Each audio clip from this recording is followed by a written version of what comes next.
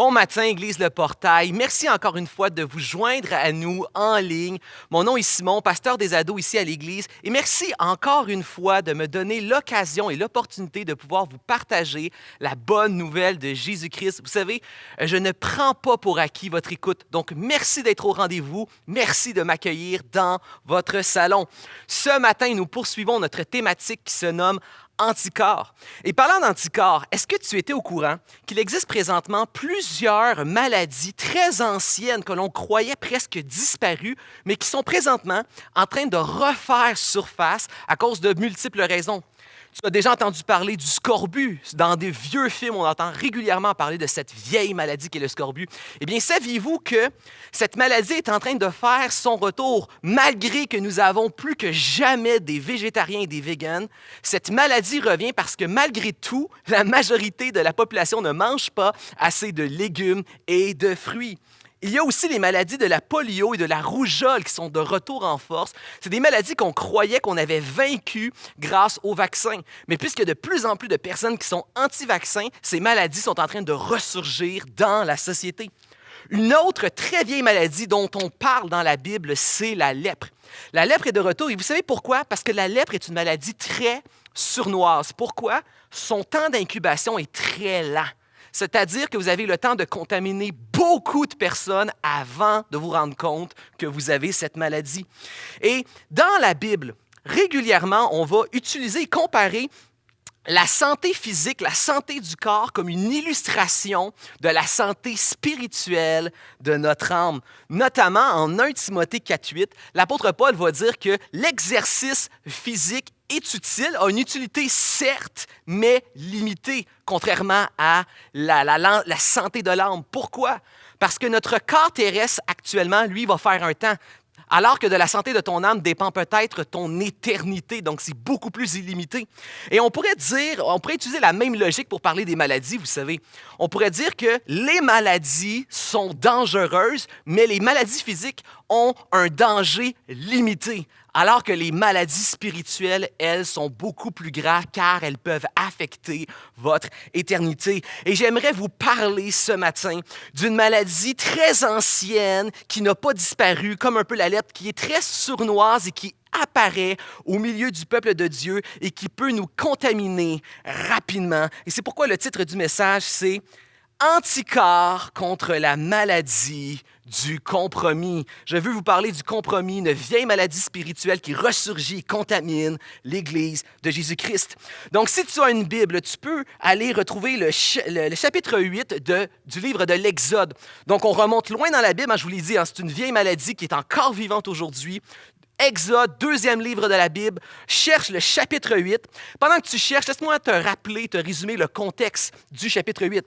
Nous connaissons tous, grosso modo, l'histoire de Moïse. Dieu envoie Moïse, son serviteur, afin de libérer son peuple qui est captif en Égypte. Et Moïse va aller voir Pharaon, va demander à Pharaon, laisse le peuple de Dieu sortir d'Égypte et aller adorer l'Éternel dans le désert. Et Pharaon va refuser. Qu'est-ce que Dieu va faire? Dieu va répondre en envoyant les fameuses 10 plaies d'Égypte. Je crois que pratiquement tout le monde a vu au moins une fois à Pâques les fameux films sur les 10 commandements qui passent à chaque année à Pâques. On a toutes des images de ces 10 plaies. Premièrement, Dieu va changer l'eau en sang. Ensuite, Dieu va envoyer les grenouilles. Ensuite, Dieu va envoyer les moustiques. Et finalement, il va envoyer les mouches venimeuses. Et au début, quand Dieu commence à faire des plaies, ce que l'on voit, c'est que les magiciens de Pharaon vont essayer d'imiter ce que Dieu fait. Ils vont imiter la première plaie, la deuxième plaie, et ainsi de suite. Et on voit que, rendu à la 4e plaie, les magiciens de Pharaon sont rendus incapables d'accoter la puissance et la souveraineté de Dieu. Et Pharaon est bien conscient qu'il est en train de perdre la face. Il est bien conscient qu'il ne peut pas rivaliser avec la puissance de Dieu. Et à ce moment-là, il y a un tournant. Ce qu'on voit, c'est que Pharaon va changer sa stratégie. Ce que Pharaon va faire, c'est qu'il va faire venir Moïse et Aaron. Il va leur faire des propositions. 3 contre-offres à ce que Moïse demande au nom de Dieu. 3 propositions.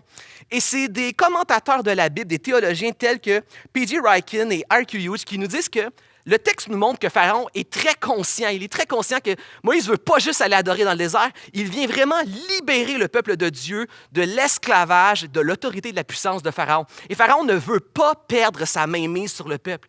Et c'est pourquoi que les propositions de Pharaon ne sont pas naïves.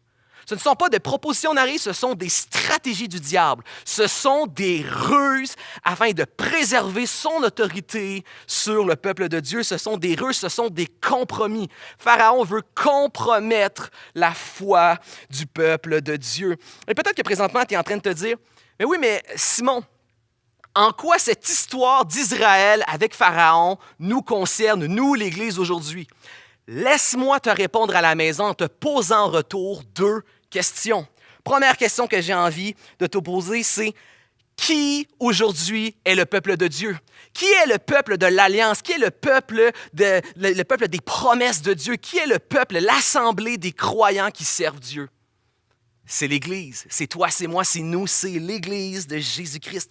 Deuxième question, qui aujourd'hui est l'adversaire de l'Église de Jésus-Christ? Qui est le tentateur, le menteur? Celui que la Bible appelle le père du mensonge, le prince de ce monde. C'est Satan. Ce que ça nous indique, c'est que encore aujourd'hui, Satan, à chaque jour, confronte chacun des croyants de l'Église de Jésus-Christ en proposant continuellement ces 3 compromis dans le but de compromettre la foi du croyant afin de garder son autorité, son emprise et sa puissance sur les croyants.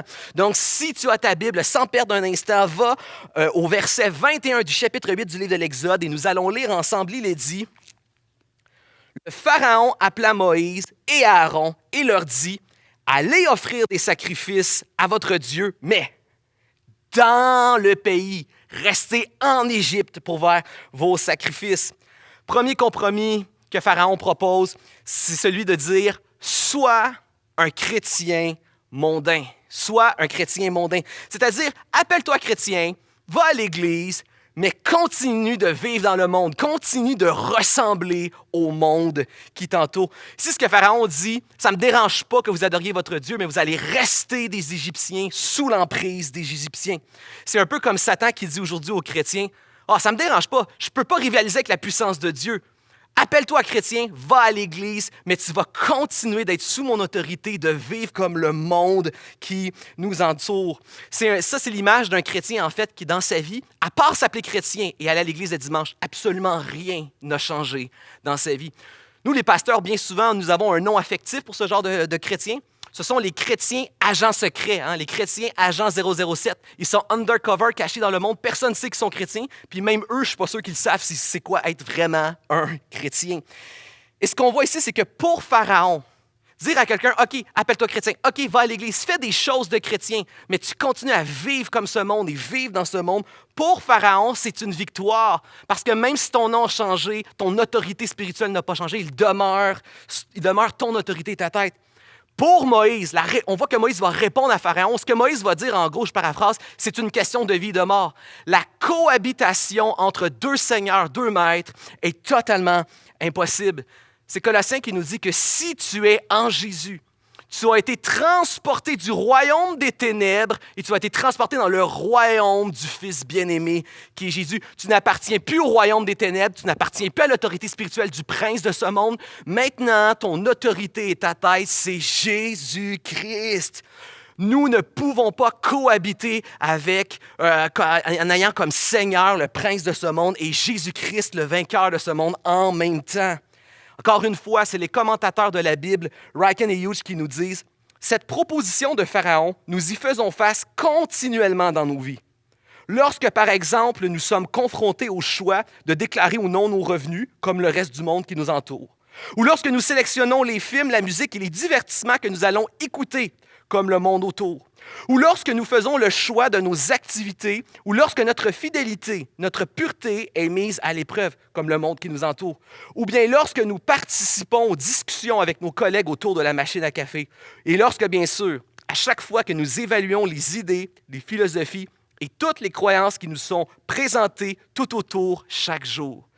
Cette proposition-là se présente continuellement dans la vie d'un chrétien. Vais-je agir selon mon autorité spirituelle ou selon le prince de ce monde? Vous savez, le principe le principe derrière ce que j'essaie de vous communiquer ce matin n'est pas de dire qu'un chrétien devrait toujours ressembler à Dieu. Un chrétien est parfait et n'a pas le droit à l'erreur. Un chrétien devrait toujours avoir une certaine quantité de sainteté, une quantité d'obéissance, une quantité de bonnes œuvres dans sa vie pour être un vrai chrétien. Ce n'est pas ce que je suis en train de dire, ce n'est pas le principe. Le principe n'est pas une quantité à atteindre, mais plutôt, ce n'est pas une question de quantité, c'est plutôt une question d'identité. C'est beaucoup plus fondamental et essentiel de ça. La question, c'est qui est ton autorité et est-ce qu'on retrouve dans ta vie les marques de cette autorité à laquelle tu appartiens? Voyez, Dieu va libérer en Exode son peuple et un peu plus loin en Exode 20. Lorsque Dieu va donner sa loi, lorsque Dieu va donner ses commandements, lorsque Dieu va donner les fameux 10 commandements qui représentent le caractère de Dieu, sa moralité, sa sainteté, voici comment Dieu introduit les 10 commandements. Dieu va dire, « Je suis le Seigneur Yahweh, ton Dieu. C'est moi qui t'ai fait sortir de l'Égypte, de la maison des esclaves. » Et ensuite, il commence les 10 commandements. « Tu n'auras pas d'autre Dieu devant toi. » Dieu n'est pas allé voir Israël, il n'a pas dit, « Je vais vous donner mes commandements sacrés. Vous allez obéir. Je vais revenir plus tard voir si vous êtes bon pour obéir à mes commandements. Et si vous êtes assez bon, si vous avez une assez bonne quantité d'obéissance, je vais vous sauver, je vais vous libérer, je vais faire de vous mon peuple, je vais vous donner la vie, vous conduire dans une terre promise. » Ce n'est pas ce que Dieu a fait, non. Dieu a sauvé, libéré son peuple, donné la vie, conduit pour une terre promise. Il en a fait son propre peuple à lui, il est devenu leur autorité. Et ensuite, il a donné la loi, les 10 commandements.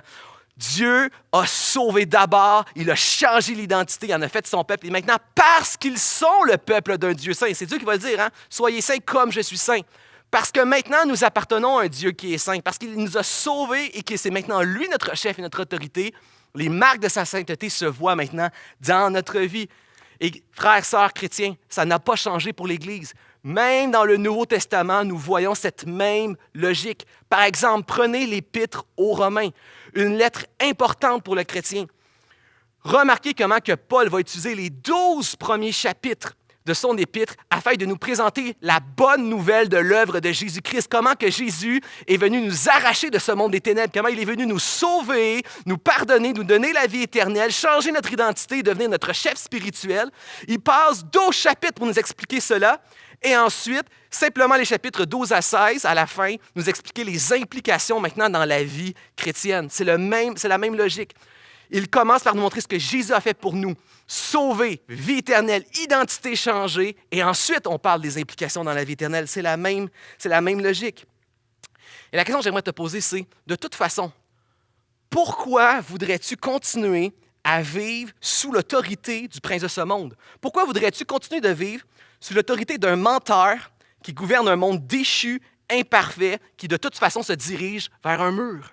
Ce monde se dirige vers le jugement et la destruction. Pourquoi voudrais-tu suivre le prince de ce monde? Pourquoi ne voudrais-tu pas suivre Jésus-Christ, le vainqueur de ce monde en qui nous avons la vie éternelle? Et la question que j'aimerais te poser, ou les questions ce matin que j'aimerais te poser, c'est: est-ce que Dieu t'a sauvé? Est-ce que tu fais partie de son peuple? Est-ce que Dieu est maintenant rendu ton autorité en lui? Est-ce que tu es devenu une nouvelle créature destinée à une nouvelle vie, marchant sur un nouveau chemin, celui de Jésus-Christ, le chemin de la vie éternelle?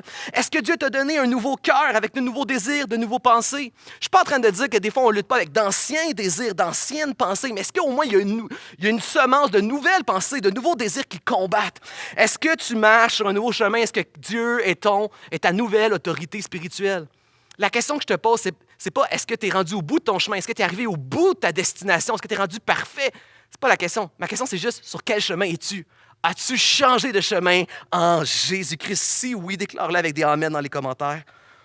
Vous savez, Jésus va dire en Jean 17, 15, il va dire qu'il prie pour nous, il prie pour l'Église, non pas que nous soyons retirés de ce monde, mais plutôt que nous soyons préservés du mal de ce monde.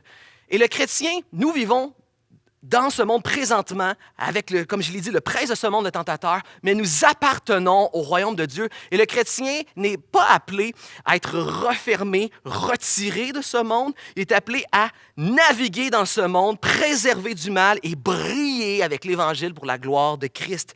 C'est ce que le chrétien est appelé à faire. Et trop souvent, lorsqu'on regarde à l'histoire de l'Église ou lorsqu'on regarde aux églises présentement, on remarque que bien souvent, nous sommes les êtres humains dans des extrêmes. Il y a des églises qui ne font pas ce que Jésus a déclaré, ce que Jésus a prié ici. Des églises qui se referment complètement sur elles-mêmes. Ce sont un peu des églises qu'on pourrait dire qui sont contre-culturelles. Elles ont décidé que la culture, elle est mauvaise, donc nous la rejetons, nous nous refermons sur nous-mêmes, nous nous retirons de ce monde pour nous préserver. Ça, c'est le modèle de certaines églises. Il y a des églises qui font l'autre extrême, c'est-à-dire qu'elles veulent être dans le monde, donc ces églises disent « Dieu est dans le monde, Dieu est bon, donc la culture, elle est bonne », et ces églises reçoivent complètement la culture. Et le but de ces églises-là, je crois qu'elles veulent briller dans le monde, sauf que le défaut aussi qui arrive dans ce genre de moment-là, c'est que ces églises-là n'évaluent pas ce qu'il y a dans le monde et se retrouvent contaminées.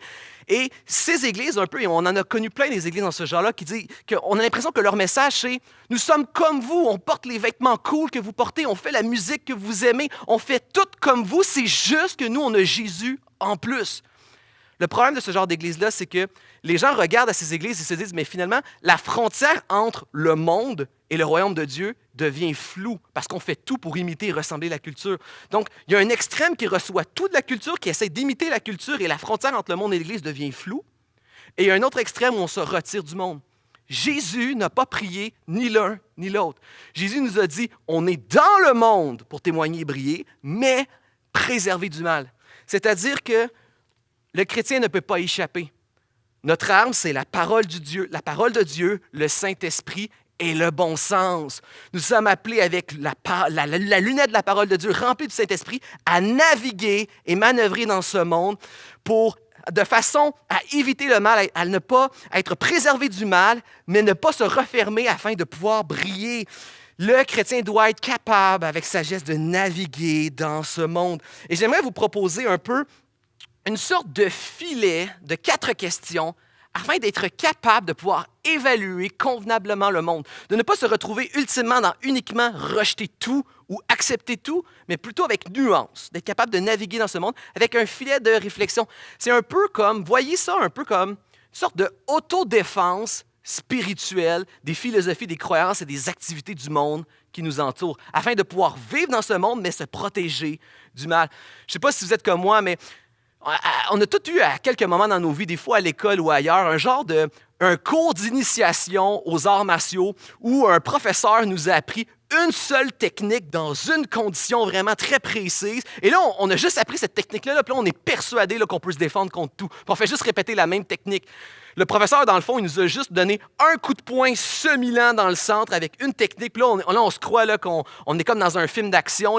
Puis là, on regarde les gens et dit « Si tu viens m'attaquer sur un tapis bleu en me donnant un coup de poing semi-vite comme ça, je suis capable de te neutraliser complètement. » Et c'est un peu le même des fois que l'Église a. Les églises, des fois, ont une seule arme. Soit on rejette tout, soit on accepte tout. Moi, j'aimerais te montrer un peu plus de mouvement pour être capable de mieux honorer la prière de Jésus-Christ, naviguer dans ce monde avec parole, sagesse, discernement et Saint-Esprit et pouvoir briller dans ce monde. Donc, 4 questions là, de simplement 2 extrêmes. Première chose, il y a des choses bonnes dans la société, il y a des choses neutres dans la société et la culture, il y a des choses mauvaises dans la société et dans la culture et des choses qui sont rachetables. Premièrement, des choses qui sont bonnes. La parole nous dit que tout ce qui est bon vient de Dieu. Il y a présentement une sorte de grâce commune de Dieu qui retient un peu le mal et qui agit avec le gentil, avec le méchant, avec le juste et avec l'injuste. La Bible nous dit qu'il pleut sur la tête du gentil et du méchant. Donc, il y a présentement une action de Dieu commune qui est bonne. C'est ce qu'on appelle la grâce commune. Par exemple, nous louons Dieu de la grâce de la médecine qui permet de sauver des vies. Gloire à Dieu pour la médecine. Il y a aussi des choses qui sont neutres, comme la technologie. Vous savez, il y a quelque chose d'asservissant parfois dans la technologie. D'ailleurs, des familles doivent prendre des décisions familiales à la maison pour mettre des limites à la technologie, pour pouvoir favoriser les relations. C'est des choses qu'on doit faire des fois pour pas que la technologie soit trop asservissante. Mais en même temps, la technologie peut être utilisée comme un outil puissant. Présentement, en temps de pandémie, merci Seigneur pour la technologie qui nous permet de glorifier et d'honorer le Seigneur. En 1920, lors de la grippe espagnole, qui était une autre grande pandémie, c'était la technologie du téléphone qui était vraiment... on remerciait le Seigneur pour cette technologie qui permet de rester connecté malgré des confinements. Donc, il y a des choses qui sont neutres. Et il y a irrémédiablement des choses qui sont mauvaises dans notre société et dans notre culture. Et nous devons être capables d'apprendre à les déceler, à les identifier, pour être capables de les voir venir. Parce que la réalité, c'est que bien souvent, écoutez-moi bien, je ne veux pas vous perdre et je ne veux pas donner l'impression que je généralise, je veux juste nous aider à être capables ensemble, chrétiens, à identifier parfois des angles morts qu'on peut avoir. Je remarque que des fois, certains croyants connaissent extrêmement bien leur Bible, mais sont complètement déconnectés de ce qui se passe dans le monde, des philosophies, des croyances de ce monde. Donc, ils ne sont pas capables de répondre aux questions de notre société et d'identifier les défauts de croyances de notre société afin justement de mieux apporter l'Évangile. Mais je vois aussi l'inverse. Je vois aussi des croyants qui ont la Bible, oui, un peu, ils la connaissent, mais ils connaissent beaucoup mieux les croyances de notre société, beaucoup plus les philosophies, les théories qui fondent la société postmoderne dans laquelle nous vivons. Et bien souvent, ils ne sont pas capables de répondre. En fait, c'est plutôt qu'ils vont lire la Bible avec la paire de lunettes des croyances de notre monde. Le croyant ne peut pas s'en tirer. Si nous voulons être rigoureux et encore une fois, honorer la prière de Jésus, nous devons connaître notre Bible et connaître la culture dans laquelle nous vivons. Quelles sont les croyances fondamentales de la culture postmoderne pour être capable, premièrement, de voir venir ces idées-là, être capable de les identifier, d'avoir un recul, d'être critique, mais plus que ça, être capable de briller par l'Évangile parce que la société qui nous entoure croit dans ces éléments de foi-là. Et vous savez, peut-être que vous n'êtes pas au courant de toutes les théories qui sont le fondement de la société postmoderne. Vous n'êtes pas au courant de tout ce que ça implique, le relativisme, l'universalisme. On dit qu'un des fondements principaux de notre culture actuellement, c'est le matérialisme scientifique, qui donne aussi, qui découle des conséquences comme toutes les questions au niveau de l'autodétermination. Je détermine mes critères de liberté, de moralité et d'identité. Peut-être que vous n'êtes pas conscient de tout cela, de toutes ces étiquettes et ces noms.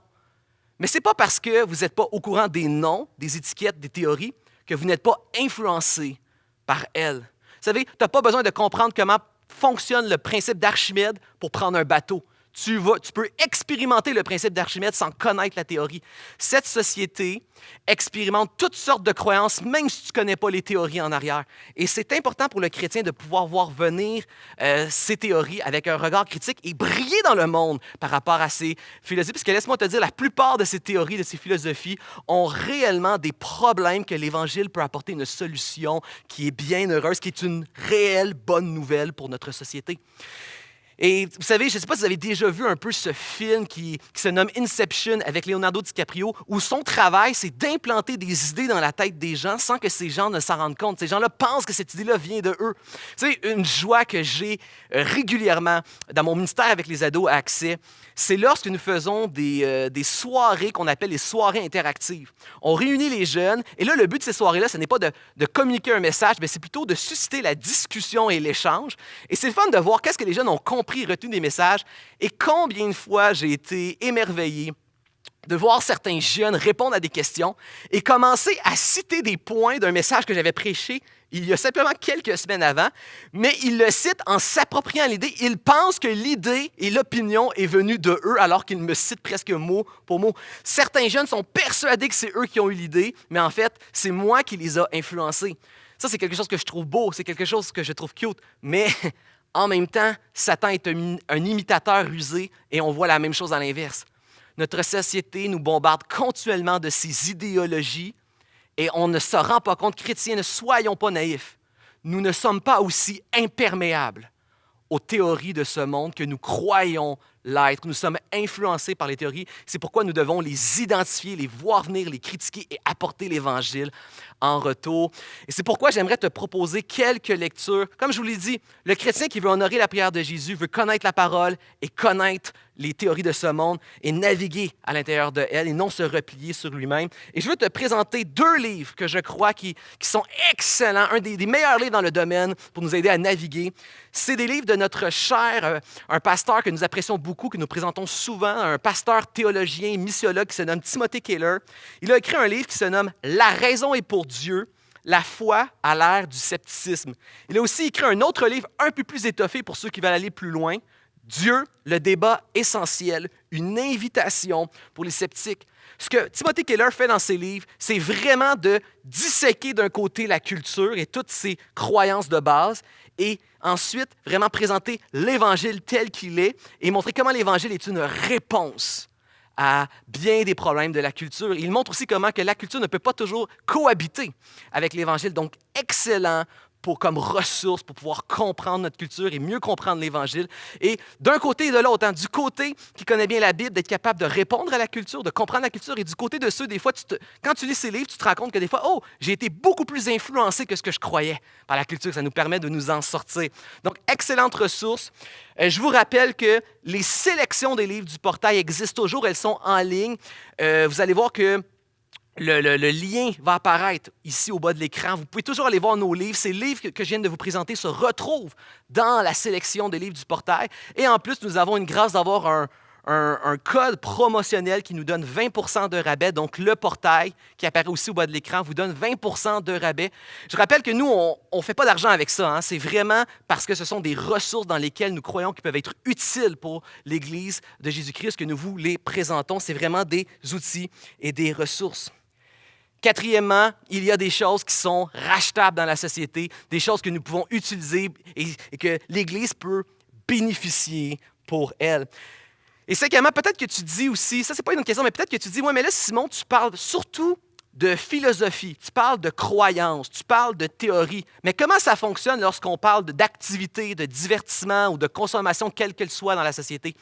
Eh bien, laisse-moi dire que souvent, pour un divertissement, une activité, une consommation, tu peux te poser ces mêmes questions. Hein? Ces mêmes questions peuvent être utiles pour tout type de consommation dans la société. Mais si tu veux vraiment une question éclair afin de discerner si c'est quelque chose de bien ou de mal, pose-toi la question, est-ce que tu pourrais, alors que tu participes à une activité ou que tu consommes quelque chose, pose-toi la question, est-ce que je pourrais remercier directement Dieu pour cela, comme si c'était un don qu'il me faisait directement? Est-ce que je peux dire merci à Dieu de cette activité-là qui me permet de participer ou de cette chose ou élément culturel qui me permet de consommer? Peux-tu remercier directement Dieu? Vous savez, la Bible nous dit que c'est Dieu qui a créé le divertissement, le repos, le plaisir et toutes les bénédictions de ce monde. Tout ce qui est bon vient de Dieu. Donc, ce que tu es en train de participer, ce que tu es en train de prendre plaisir, si tu ne peux pas remercier Dieu pour cette bénédiction-là, eh bien, c'est peut-être que cette bénédiction ne vient pas de Dieu. Et si elle ne vient pas de Dieu, elle vient de l'ennemi de Dieu. Donc, chrétien, si tu appartiens à Jésus-Christ, que tu as fait de Jésus ton Seigneur et ton autorité spirituelle et que tu veux qu'on puisse voir les marques dans ta vie de son autorité, déclare-le en disant « Gloire à Jésus » dans les commentaires. On va poursuivre la lecture. Au verset 24, il est dit « Le Pharaon dit « Moi, je vais vous laisser partir au désert pour offrir des sacrifices au Seigneur Yahweh, votre Dieu. Seulement, quand vous irez, ne vous éloignez pas trop, intercédez pour moi. » Le deuxième compromis que Pharaon offre au peuple d'Israël, c'est « Sois un chrétien modéré. » Vous savez, la modération a bien meilleur goût, c'est un slogan qu'on connaît, qu'on répète souvent, mais le christianisme n'a pas meilleur goût avec modération. Le christianisme a bien meilleur goût lorsque tu en as toujours plus. En fait, vous savez, le christianisme n'est pas appelé à être modéré. Le christianisme est appelé à être radical.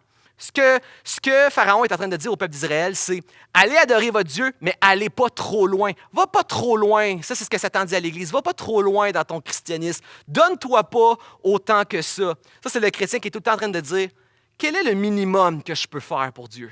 Quel est le minimum que je peux faire pour rentrer dans ses bonnes grâces, pour lui plaire? » Le christianisme est appelé à être vécu radicalement. Et je suis bien conscient que souvent le mot radical est malvenu parce qu'on l'utilise bien souvent dans les médias comme un mot péjoratif. Et je veux vraiment te rassurer que je ne veux pas l'utiliser tel qu'on le présente dans les médias. Laisse-moi te proposer une nuance, qu'il existe une différence entre une personne intégriste et une personne radicale. Par définition, une personne intégriste est une personne qui va imposer sur les gens des croyances et des valeurs. Alors qu'une personne radicale, ce sont des croyances et des valeurs qui s'imposent en elle et qui ont une influence sur sa vie. Le christianisme, là, ça devrait être la bonne nouvelle de Jésus-Christ qui descend toujours de plus en plus profondément dans les racines de ton être et qui influence tout le reste de ta vie. C'est pourquoi on est appelé à être radical, à être toujours de plus en plus touché et transformé par la parole de Dieu jusque dans les plus profondes racines de notre personne et de notre identité. Le chrétien a été sauvé et appelé à être saint. Dieu ne nous a pas demandé de prouver notre sainteté pour nous sauver, mais il nous sauve afin de faire de nous un témoignage à la sainteté de Dieu. La parole le dit, Jésus est venu nous sauver, nous pardonner, nous donner l'Esprit afin que nous soyons saints. 1 Pierre 1,2, Romains 8, 29, Éphésiens 1,4, 1 Timothée 4, 7, il nous sauve pour faire de nous un peuple saint. C'est ce qu'il veut faire de toi.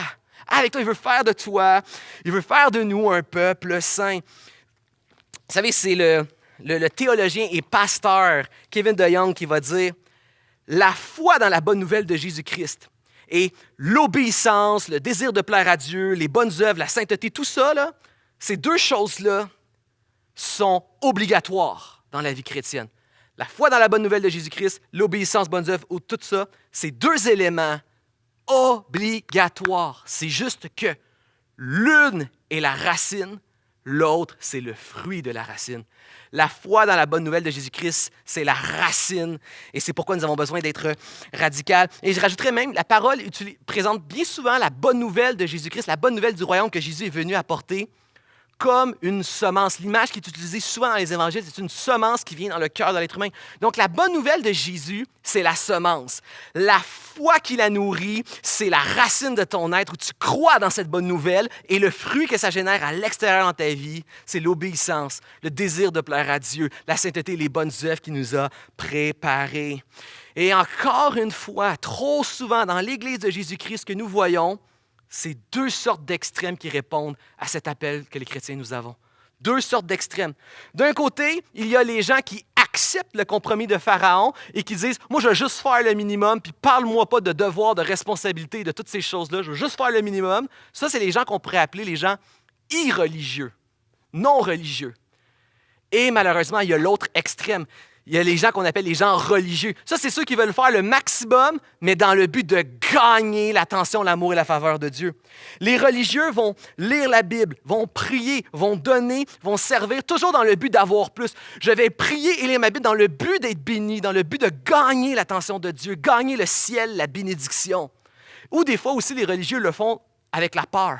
La peur de perdre la bénédiction de Dieu, la peur d'aller en enfer, la peur. J'en donne toujours plus parce que j'ai peur et je suis instable dans ma foi.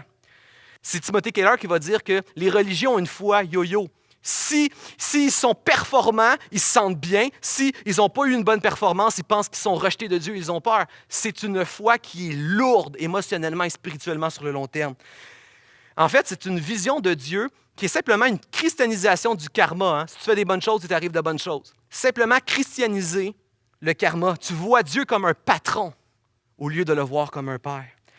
L'irreligieux, c'est le contraire. L'irreligieux, il dit « Ah, la Bible, la lecture de la Bible, la prière, tout ça, c'est des choses que Dieu a données pour nous faire du bien. Ce sont des outils, donc je vais les utiliser quand je vais en sentir le besoin, quand je vais vouloir et avoir le désir de les utiliser. » Encore une fois, la vision que l'irreligieux a de la sainteté et de l'obéissance à Dieu, c'est une vision qui est égoïste. C'est un peu comme un enfant que tout ce qu'il veut, c'est l'héritage de son père, mais ne veut pas la relation, ne veut pas aimer et servir son père, il veut juste son héritage et ses biens. C'est une vision aussi qui confond la différence entre nos désirs et nos besoins. Des fois, ce que tu veux, des fois, des fois, on veut des choses, mais on a d'autres besoins. Et Dieu ne nous donne pas ce que l'on veut. Dieu nous appelle et nous donne à ce que nous avons besoin. Il y a une confusion entre désir et besoin. Moi, ce que je veux dire, c'est le chrétien est ni un religieux, ni un irreligieux, c'est rien de ça. Le chrétien veut s'approcher de Dieu dans sa parole, dans la prière, dans la louange, dans l'adoration. Le chrétien veut être généreux, veut servir Dieu. Le chrétien travaille sa sainteté, il il veut accomplir les bonnes œuvres que Dieu a prédestinées pour nous autres. Pourquoi? Parce que le chrétien aime Dieu, il est reconnaissant avec Dieu. Le chrétien est bien conscient de ce qu'il était sans Dieu, de ce qu'il est maintenant en Dieu. Et le chrétien est bien conscient aussi de ses angles morts. Il sait que sa tendance, présentement nous sommes influencés par le péché, nous avons une tendance naturelle à nous éloigner de Dieu. Le vrai chrétien fait confiance en Dieu plus qu'en lui-même. Il fait plus confiance en Dieu et en sa parole, en son Créateur, qu'en lui-même. Et c'est pourquoi il sait qu'il doit dépendre de la parole. Il doit dépendre de la prière, parce qu'il ne peut pas dépendre de lui-même. C'est pourquoi le chrétien sait que parfois c'est demandant de lire la Bible, mais je le fais quand même. Je fais confiance en Dieu. J'ai la parole, la prière, le service, la sainteté. Et j'aimerais même rajouter une des choses que je prie, que je rêve que l'Église expérimente. C'est de vraiment développer dans la vie chrétienne. Et c'est ça, bien souvent, je trouve qu'il manque des fois chez des croyants. Développer une réelle joie. Développer un véritable plaisir dans l'obéissance et dans la sainteté. Que vraiment le chrétien est heureux et joyeux d'obéir à Dieu. Il y a un désir de plaire à Dieu et d'obéissance qui prend place, une joie, une satisfaction. Le psalmiste, là, dans la Bible, il est capable de dire qu'il prend son plaisir dans la loi de l'Éternel. Vous savez pourquoi? Quand des enseignements, des instructions, une loi te sauve la vie. Peut-être qu'avant, tu crachais sur la loi, mais une fois qu'elle t'a sauvé la vie, tu l'aimes. Tous les gens ici, vous avez échappé à la mort et que quelqu'un vous a sauvé. Il y a eu un soulagement et après, tu aimes ce qui t'a sauvé. Quand que des instructions et la loi, un enseignement te sauvent, tu l'aimes. Le psalmiste aime, il sait ce qu'il était sans Dieu, destiné à la mort, et aujourd'hui, il aime son Dieu, et il aime l'instruction de son Dieu. Et un peu pour vous l'illustrer, quand j'étais très jeune, vraiment, vraiment très jeune, toute mon primaire et aussi une partie de mon secondaire, ma mère m'amenait tous les samedis matins dans des cours de natation. Et ceux qui me connaissent savent qu'aujourd'hui, je suis, moi, dans l'eau, là, sans blague, je suis un poisson dans l'eau. C'est un des domaines que j'aime le plus dans ma vie. Je ne suis pas un gars très sportif, mais s'il y a un endroit où je performe, c'est l'eau. C'est dans la natation. C'est mon domaine. Et quand j'étais jeune, laissez-moi vous dire que je n'aimais pas aller à la natation. Ces cours, ces instructions, ces enseignements, pour moi, c'était très contraignant. Vous êtes un enfant. Le samedi, c'est le seul matin qu'on peut dormir, mais j'étais obligé encore une fois de me lever tôt, de sacrifier la matinée, tout ça. Mais aujourd'hui, je suis reconnaissant d'être tellement à l'aise et bien dans ce domaine. Et vous savez, non seulement les instructions, ces contraintes qui m'ont été imposées jeunes me donnent aujourd'hui une grande liberté, une grande joie, une satisfaction, dans un plaisir que j'ai qui est de me retrouver dans l'eau. Mais c'est aussi quelque chose à travers lequel on peut sauver des vies. C'est quelque chose qui sauve littéralement des vies. Quand j'étais adolescent, j'avais avec moi un de mes meilleurs amis d'église qui était un fils d'ami de mes parents. Donc, on a grandi ensemble et lui aussi avait eu l'occasion de pouvoir prendre des cours de natation et il les avait refusés. Il méprisait justement de se lever tôt, de faire ses enseignements, tout ça. Il a méprisé l'instruction des cours de natation. Et un jour, on se promenait au printemps dans un boisé. On s'est approché d'un cours d'eau. Il a voulu tester un peu un pont avec de la glace et il est tombé à l'eau. Au printemps, dans les flots, avec les rapides, l'eau qui est beaucoup plus haute qu'à la normale, et il a été emporté dans les rapides, incapable de nager, de s'en sortir. Et c'est qui qui a sauté à l'eau? C'est qui est allé le sauver? Celui qui avait reçu les instructions de la natation. Laisse-moi vous dire qu'une fois qu'il a été sauvé par celui qui avait reçu les instructions de la natation, il ne méprisait plus ses enseignements. Il ne méprisait plus les instructions parce que sa vie maintenant en avait été sauvée.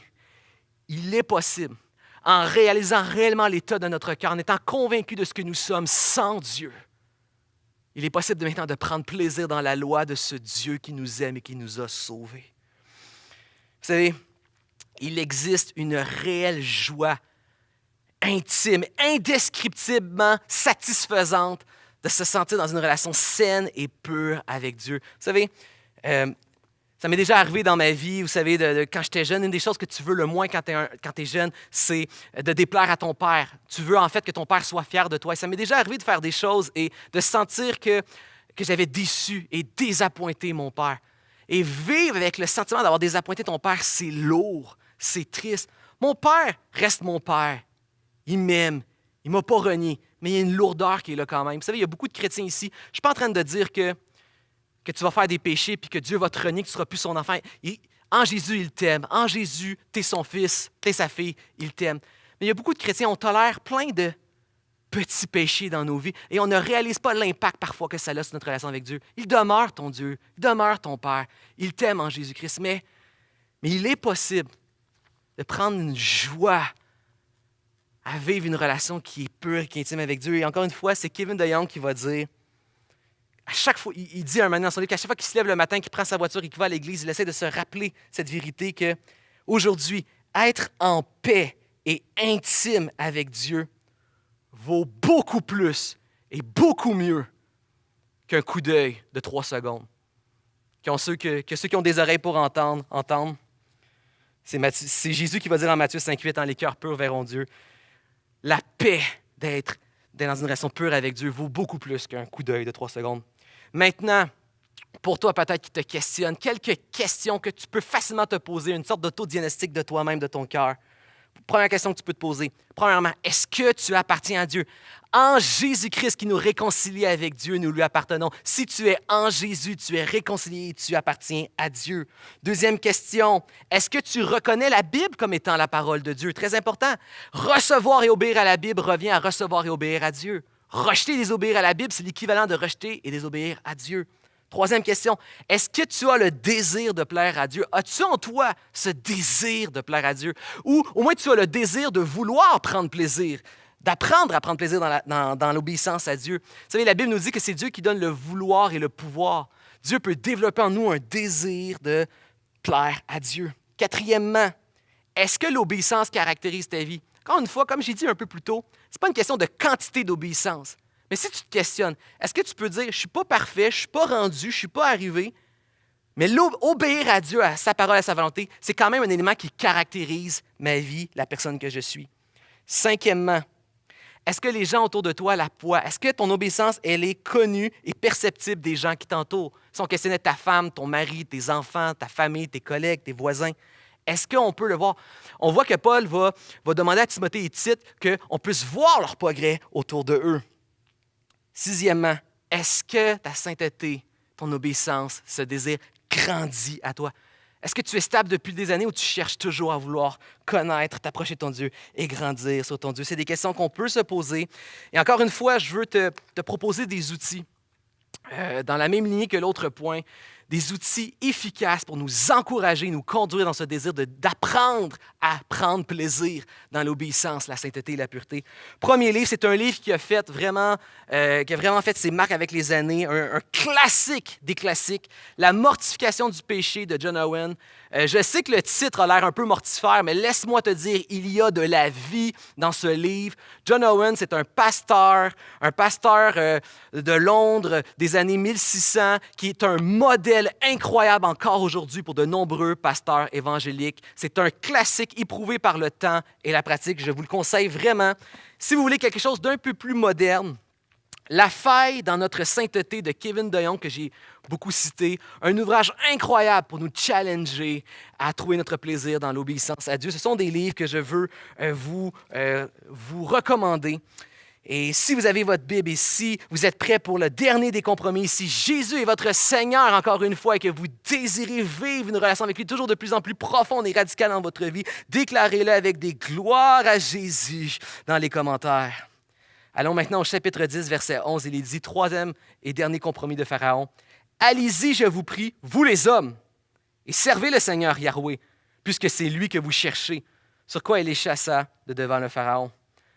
Troisième compromis que Pharaon va proposer, c'est « Sois un chrétien moelleux. » Un chrétien qui est bien dans son confort, qui est confortable. Ce que Pharaon est en train de faire ici, c'est qu'il essaie de faire peur, d'intimider le peuple à sortir en leur rappelant, vas-y avec les hommes parce que vous avez des commodités en Égypte. Les femmes, les maisons, le bétail, tout ça, c'est beaucoup plus facile qu'elles restent en Égypte et juste les hommes, vous sortez. Pharaon veut les intimider parce que si vous sortez, vous allez traverser un désert, vous allez être nomade, il va y avoir des peuples que vous allez devoir vaincre et vous allez même devoir conquérir un pays alors qu'ici, vous avez déjà toutes les commodités nécessaires pour vos femmes, vos enfants et votre bétail. Pharaon veut nous intimider avec le confort et la commodité. Vous savez, souvent quand on pense à une idole, on pense à des grandes idoles. Hein? On va penser à l'argent, le sexe et le pouvoir. Et on oublie qu'il y a plein de petites idoles beaucoup plus pernicieuses dans notre vie, comme le confort, Combien de fois dans notre vie, nous n'avons pas servi Dieu ou obéi à Dieu parce que nous étions en train de calculer notre temps et notre énergie. Alors que c'est le Dieu qui nous a donné la vie éternelle, nous calculons notre temps et notre énergie. Il nous a tout donné, nous calculons. Et la clé à cela, c'est qu'il nous faut avoir de la foi de voir plus loin. Israël devait se dire à ce moment-là, oui, il y a un certain confort en Égypte, mais c'est un confort inférieur face à celui de la terre promise. C'est un confort insatisfaisant, c'est un confort qui est asservissant, c'est un confort qui parfois même est souffrant et c'est surtout un confort qui est éphémère. Et c'est la même chose pour nos réalités. Ce que nous vivons dans ce monde, même les meilleures choses que tu aimes, si je te donnais uniquement de ces choses-là, un jour tu serais insatisfait. Il y a une plus grande satisfaction là où Dieu nous envoie, il nous attend. Notre destination, vivre à la lumière de l'éternité, réaliser que le confort de l'éternité est beaucoup plus satisfaisant, beaucoup plus supérieur. Il n'est pas asservissant, souffrant, il n'est pas éphémère comme ce monde. Le chrétien a besoin d'un plus grand objectif pour nous donner la puissance, la passion et le zèle d'avancer dans ce monde. C'est Brian Chappell qui a dit la plus belle chose qu'un chrétien peut se faire à lui-même, c'est s'avouer qu'il aime son péché, il aime ses idoles, il aime son confort, pour ensuite réaliser que ce qu'il a besoin, c'est de trouver un plus grand amour que ses idoles et ses péchés. C'est Martin Lloyd-Jones qui va dire « Certains péchés deviennent plus difficiles lorsque nous comprenons l'Évangile. Par exemple, si nous sommes héritiers de la terre, pourquoi convoiter? Si nous sommes la propriété chérie de Dieu, pourquoi être jaloux? Si Dieu est notre Père, pourquoi avoir peur? Si nous sommes morts au péché, pourquoi continuer de vivre comme si ce n'était pas le cas? Si nous avons été élevés avec le Christ, pourquoi courir après notre vieille vie de péché? Si nous sommes aimés d'un amour infini, pourquoi chercher à prouver notre valeur dans les yeux du monde? Nous avons besoin de vivre avec l'espoir unique que seul Dieu peut nous apporter. Église, alors que nous nous apprêtons à retourner en louange en adoration, je veux vous exhorter. Fixons nos yeux sur la seule espérance qui vaut la peine d'être vécue, de vivre, pour dépenser nos énergies, dépenser notre temps, car c'est la seule espérance qui te promet de vivre pour l'éternité. Ne calculons pas l'obéissance à Dieu, ne calculons pas notre service, ne calculons pas notre sainteté, mais cherchons plutôt à vivre entièrement et complètement pour le Dieu qui s'est donné à nous entièrement et complètement. Allons en louange et en adoration.